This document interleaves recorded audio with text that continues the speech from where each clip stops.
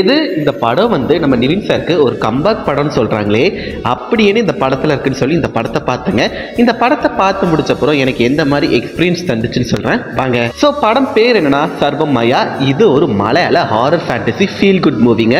But Tamil டப்பிங்கில் Jio ஹாட்ஸ்டாரில் stream ஆகுது. படத்தில் நிவின் சார் ஃபேமிலியை ஒரு நம்பூதிரி ஃபேமிலி மாதிரி காமிக்கிறாங்க. ஆனால் நிவின் சார் வந்து ஒரு ஏத்திஸ்ட் அண்ட் கிட்டாரிஸ்ட். ஏத்திஸ்டாக இருக்க நிவின் சார் ஒரு கட்டத்தில் பூசாரி ஆகிற மாதிரி ஒரு சுச்சுவேஷன் வருது. அதனால பூசாரி ஆகிறாரு. அவர் பூசாரி ஆனப்புறம் என்ன பண்றாருன்னா, ஒரு நாள் ஒரு வீட்டுக்கு பேய் ஓட்டுறக்காண்டி போறாரு. அவர் அந்த வீட்டில் பேய் ஓட்டின அப்புறம் என்ன ஆகுதுன்னா, அந்த வீட்டில் இருக்க பேய் அந்த வீடை விட்டுட்டு இவர் கூட இவர் வீட்டுக்கு வந்துடுது. இதுக்கப்புறம் என்னென்ன சம்பவம் நடக்குதுன்னு இந்த படம் பார்த்து நீங்க தெரிஞ்சுக்கோங்க.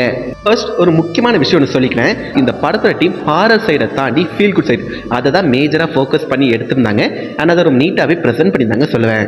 இந்த படத்தோட பெரிய ஸ்ட்ரென்த்தா நான் என்ன பார்க்குறேன்னா, Nivin sir and Riya ma'am இவங்களுக்கிடையே இருக்க அந்த பாண்டிங் அது ரொம்ப நல்லா இருந்துச்சுங்க. அதாவது ரியா மேம் தான் அந்த பேய் கேரக்டர் ப்ளே பண்ணியிருப்பாங்க. அவங்கள பார்க்க பேய் மாதிரியே இருக்கு, ஃபீல் ஆகலை. ஏன்னா அவங்களும் க்யூட்டாக இருந்தாங்க. அதே மாதிரி இந்த ரியாக்ஷன்லாம் ரொம்ப சூப்பராக கொடுத்துருந்தாங்க. மேஜராக ரியா மேமுக்கும் அண்ட் நிவின் சாருக்கும் இவங்க வர அந்த காம்பினேஷன் சீன்ஸாக இருக்கட்டும், இவங்களுக்கிடையே அந்த ஒர்க்கான அந்த பாண்டிங்காக இருக்கும், ரொம்ப க்யூட்டாக இருந்துச்சு. அதாவது ஒரு பேய்க்கும் ஒரு மனுஷன் இருக்க பாண்டிங் வச்சு ஒரு நிறைய மூவிஸ்லாம் வந்திருக்கு. நீங்கள் நிறைய மூவிஸ் பார்த்துருப்பீங்க.